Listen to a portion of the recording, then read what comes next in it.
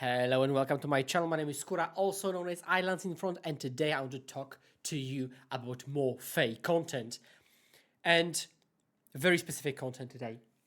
On my Discord, free public Discord on Fae, where we discuss everything Fae, and I try to be as active as possible, answer every single question.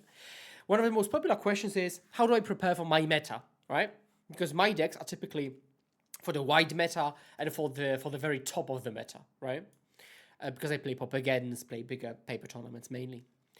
But someone has a pretty good idea of the local meta they want to prepare, or they want to know how to play against a very specific deck. Even though I have a guide on 30 matchups, link below, they want even more kind of nuance to it. And very often, those questions pertain to specific matchups which are very bad for Fae, which is pretty amusing because that's where the questions come from, right? That no wonder they're having difficulties. And today, I want to delve into the worst matchups of Fae and tell you, crucially, why they are worst, so you actually know the reason behind it, right? Why, philosophically speaking, kind of, they are going to be difficult. But also, as an accompanying piece of content, you can find down below again an article tackling in practice how you should maybe adjust your deck to address each of these matchups. Right. So these matchups. First of all, let's just go. It's meta from the last 7 days. The mirror is the most popular. Interesting. Blue Terra, easy peasy. Giant Wildfire, we can play. Burn, it's okay. Affinity, it's okay. Elves, right. Elves, let's just. Elves are awful, right?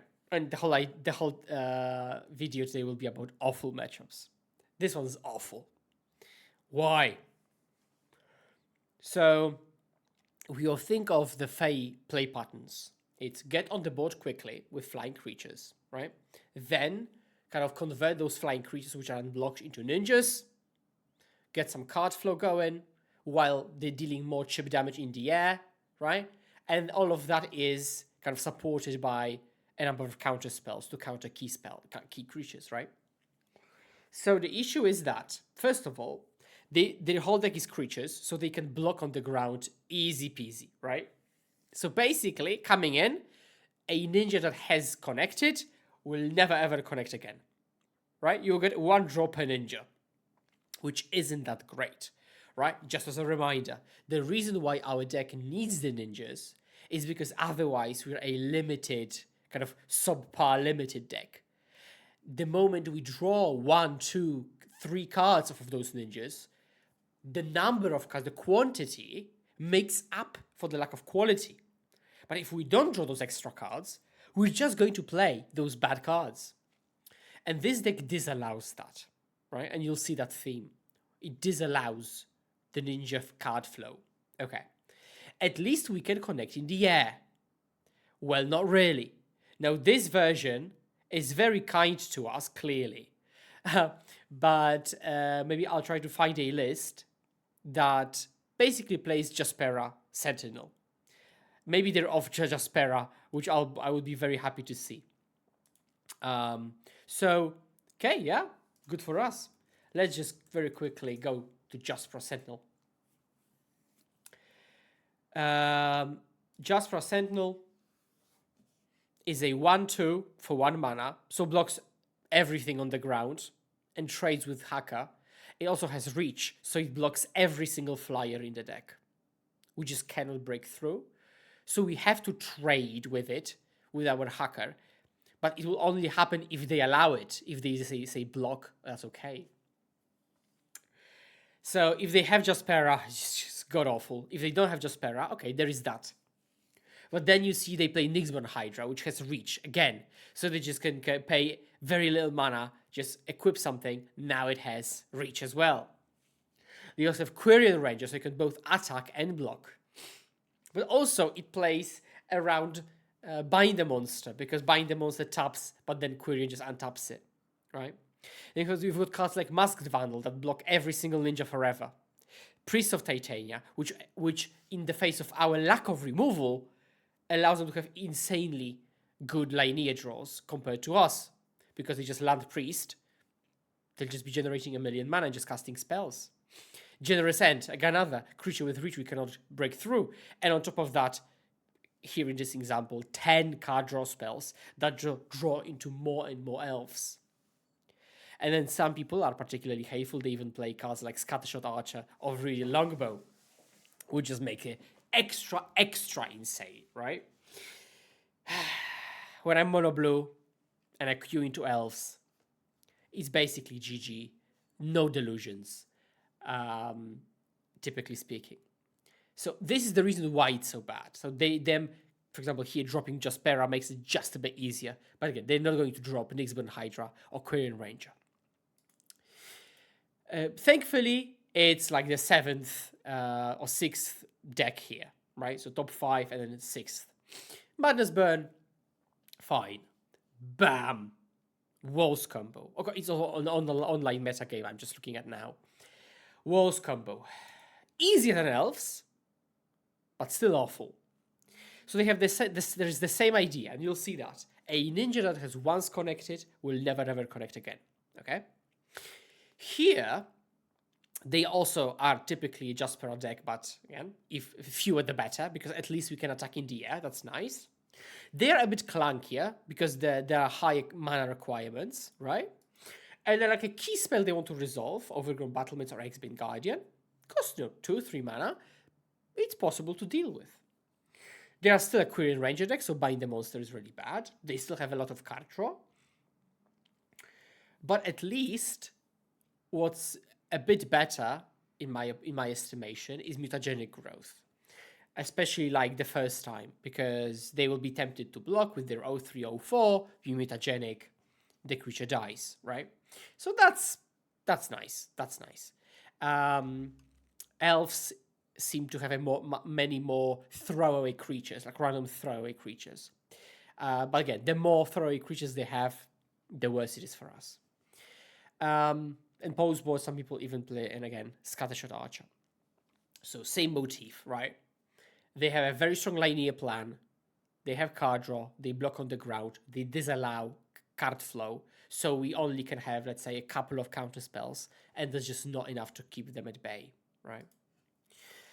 Mardu Synth, which I will group with the next one here, Mono White Skyfisher, which we can group up then with Synthesizer, which we can group up with Glintblade.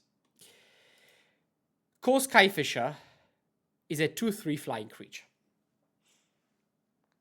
And again, same motif, ladies and gentlemen. Ninjas never attack again. But to make matters worse, flyers cannot connect again, right? To make matters a bit better, they don't have that linear plan that they actually win very fast. What's worse, they have a lot of cards that are incidentally really good against us. Thraber Inspector blocks Prime Barrow Intruder and trades with Haka. Double Inspector just kills Ninja, big Ninja. They have Lunark Veteran for incidental life gain, so we cannot even like raise them. Like they attack us, we attack back. We cannot raise them.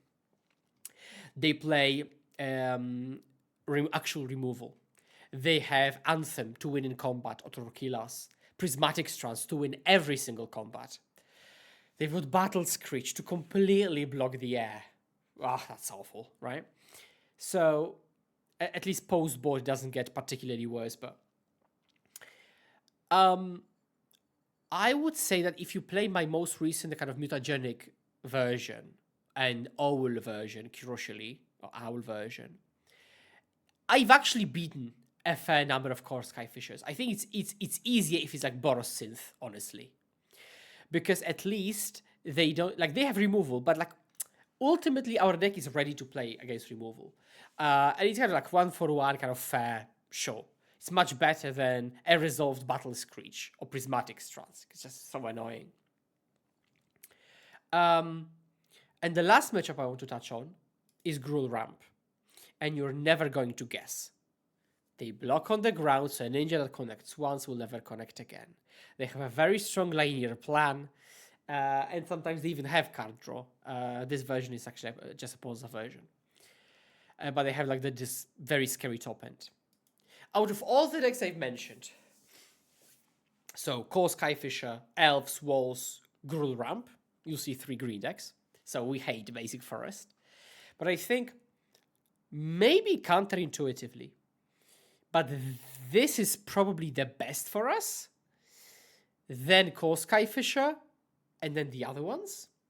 And I think it's in no small, with no small merit to Bind the Monster and Quirion Ranger. Quirion Ranger completely shuts off our removal plan. While here, or against, let's say, the white decks, we can kind of establish a couple of flyers, right? We care about Core Skyfisher specifically there. Here, Writhing Chrysalis, but we're like, okay, bind it. Get a couple more damage in. Okay, they play something else, but we counter. Maybe we go a bit wider. And we can actually keep up. Compared to Bind the Monster that, if they have Quirion, it's completely dead.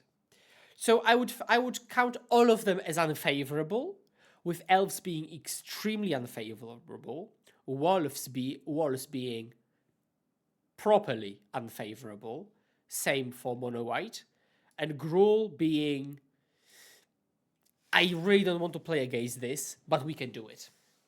And I'm taking into account the fact that I myself am undefeated in the last, I think, 5 matches against Gruul.